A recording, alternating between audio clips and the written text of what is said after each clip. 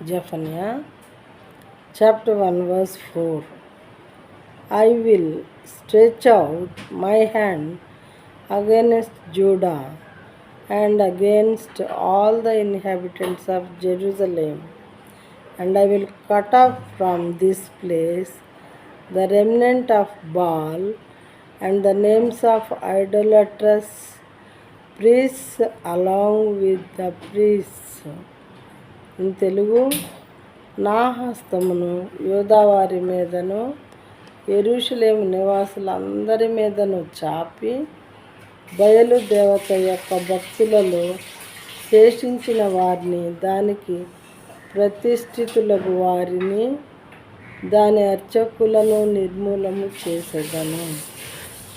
ఈ వచనము మరి యెరూషలేములోను యోధాలో ఉన్నటువంటి మనుషులను గురించి దేవుడు మాట్లాడుతూ ఉన్నారు. వాళ్ళందరి మీదకి నా హస్తాన్ని చాపుతాను.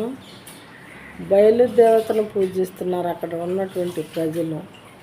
వాళ్ళ భక్తుల్లో ఇప్పటివరకు చనిపోగా ఇంకా శేషించినటువంటి వారు, దానికి ప్రతిష్ఠించుకున్నటువంటి మరి ప్రతిష్ఠితులకు అర్చకులు, అలాంటి వారిని నేను నిర్మూలన చేస్తాను అంటున్నారు. దేవుడు ఈయన సృష్టికర్త కాబట్టి, నేను సృష్టికర్తను, నేనే దేవుడను. అలాంటిది మీకు ఇష్టమైనటువంటివి మీరు చేసుకొని మరి విగ్రహాలను లేదా బొమ్మలను పూజిస్తూ ఉన్నారు కాబట్టి వాటికి ప్రతిష్ఠించబడిన వారిని, అర్చకులను నేను నిర్మూలన చేస్తాను అని దేవుడు ఇక్కడ మాట్లాడుతూ ఉన్నారు. మన తండ్రి కాకుండా వేరే వాళ్ళని మనం డాడీ అని పిలిస్తే మన డాడీ ఎలా ఫీల్ అవుతారు? అసలు డాడీ బాగుంటుందా? అది అందంగా ఉంటుందా?